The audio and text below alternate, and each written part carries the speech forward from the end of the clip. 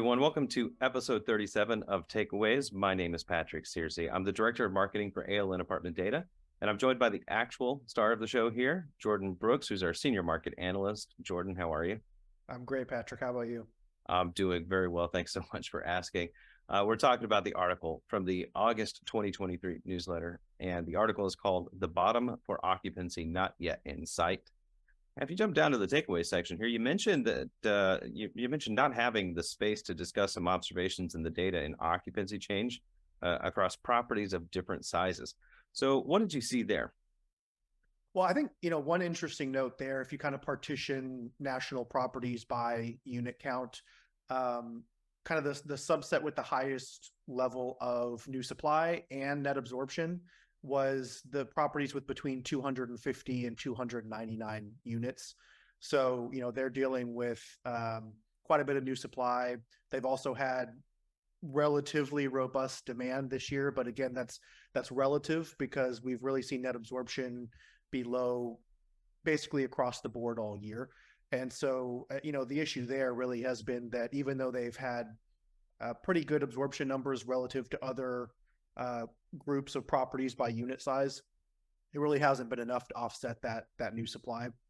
And so that group was sort of tied with the highest occupancy loss basically from January through July, which was about 2%.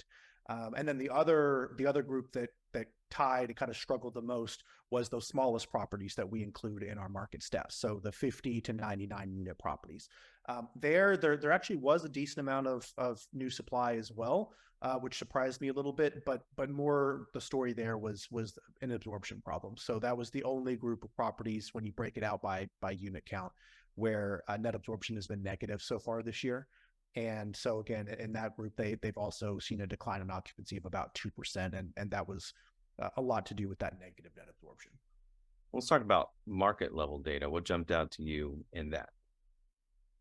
I think if you look at the markets that have struggled the most in terms of occupancy change this year, it tends to be smaller markets for one, and then the other sort of through line is, and this isn't surprising, but it's markets that have had both quite a bit of new supply and poor demand. And so if you look at sort of a size adjusted metric for new supply and for absorption, so we just, we adjust those based on the number of units in the market. Most of the markets sort of at the top 10 or 20 markets for occupancy losses this year, a majority of them have had above average new supply. So it's not as though new supply has not been an issue there. It has, but more of those markets have had below average net absorption, and they've been further below that net absorption average than they have been above the new supply average, if that makes sense. So they've had a good amount of new supply, but it's been more of a demand problem. That's not, across the board. There are some exceptions there where, there hasn't been a whole lot of new supply, and then the net absorption has just been negative. But for the most part, in those markets that have really kind of taken it on the chin so far this year in occupancy change, it's kind of been a situation where those two variables are coming together, the new supply and the poor demand.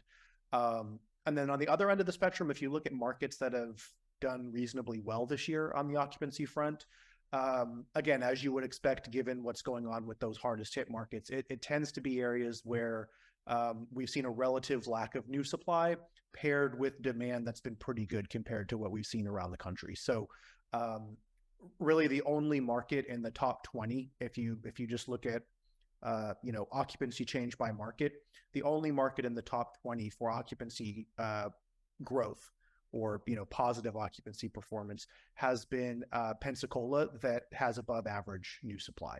So the other 19 best performing markets on the occupancy front have all had below average new supply so far this year. Pensacola has had quite a bit of new supply, more than 2,000 units for I think almost 3,000 markets at 3,000 units if memory serves. For a fairly small market, but net absorption there has been quite good, and so we've seen a 5% average occupancy gain in that market, for example. So that's kind of some of the high level through lines in the market level data.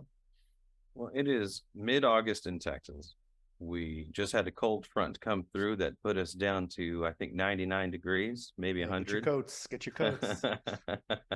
It felt pretty nice outside. But with that, with August weather comes a new season of events. So let's talk about what you have on your plate coming up. Are we going to be playing Where's Waldo with all these events and seeing where you are? I think so. Yes, I'm getting back to the road warrior lifestyle here over the next couple of months for sure. So I think coming up on August 23rd, I'll be speaking at the Bay Area Apartment Association's Education Expo. Um, that is, as I said, on August 23rd in Palm Harbor, Florida. September 6th, I'll be speaking at the Austin State of the Industry for the Austin Apartment Association. September 13th, I'll be speaking at the 2023 Economic Forecasting Conference for the Idaho Apartment Association. September 15th, I'll be doing the Apartment Association of Greater Dallas State of the Industry. And September 21st, the Apartment Association of Nebraska's trade show. And then lastly, September 28th, I'll be doing a panel discussion for the Apartment Association of Greater Orlando. And that gets us through next month. That's it. That's all you have coming up. That's it. That's it. I'm taking it easy. All right. Well, there's some really great things coming up for you.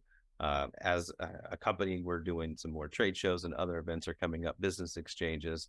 It's ramping up to that part of the year again. I'm looking forward to it.